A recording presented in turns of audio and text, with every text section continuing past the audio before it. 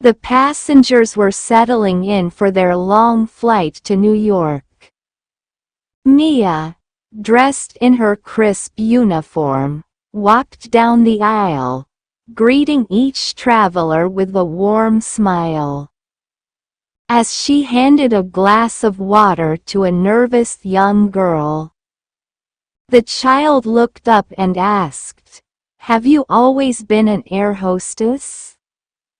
Mia smiled gently and replied, "No, sweetheart, it wasn't always this way. Let me tell you a little story about how I got here. I grew up in a small town here in Australia. My parents worked hard to give me and my brother a good life, but we didn't have much. From the time I was a little girl, I loved watching airplanes fly high in the sky. I used to tell my mom, one day, I'll be up there, serving people and visiting places I've never seen. But there was a big problem," Mia continued. "I couldn't speak English very well. You see, in our small town, everyone spoke our local language. I didn't practice English much, and whenever I tried, I felt embarrassed because I made so many mistakes." The girl nodded, her wide eyes locked on Mia's face. "One day, I decided that I couldn't let my fear stop me. I wanted to fly so badly that I was ready to do whatever it took. I started small, learning a few words every day. Then I practiced speaking with people, even when it scared me." The turning point. Mia smiled as she recalled the day everything changed. There was an airline hiring air hostesses, and I thought, this is my chance. But I didn't feel ready. I was scared of being judged because my English wasn't perfect. Still, I pushed myself and went for the interview. When I sat in that room with all the other candidates, I felt like running away. Everyone else seemed so confident and fluent. But then I reminded myself, "Mia, you've worked hard for this. Show them how much you want it." Mia paused for a moment, looking out the airplane window. During the interview, I told them my story.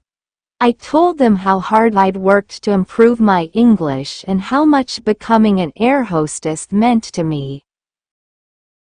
I wasn't perfect, but they saw my passion and determination. That's what mattered.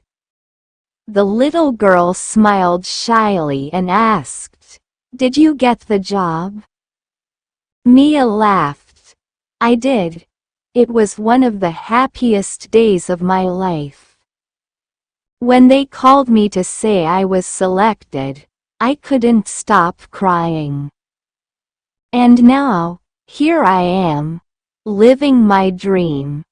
She leaned down and added softly, "Do you know what I learned through all of this?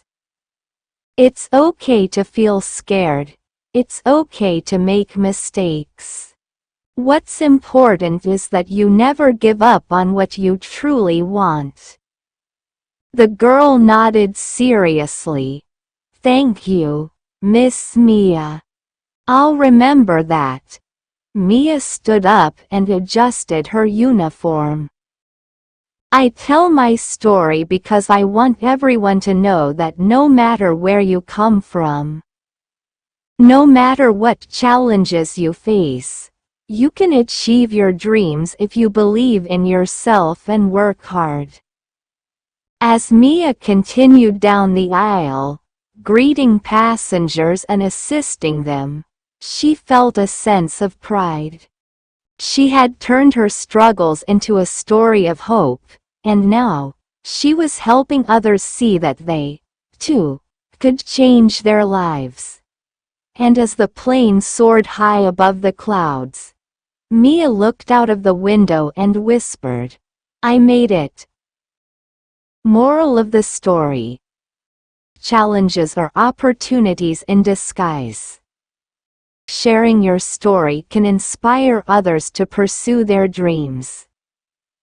Believe in your potential, and the world will believe in you too.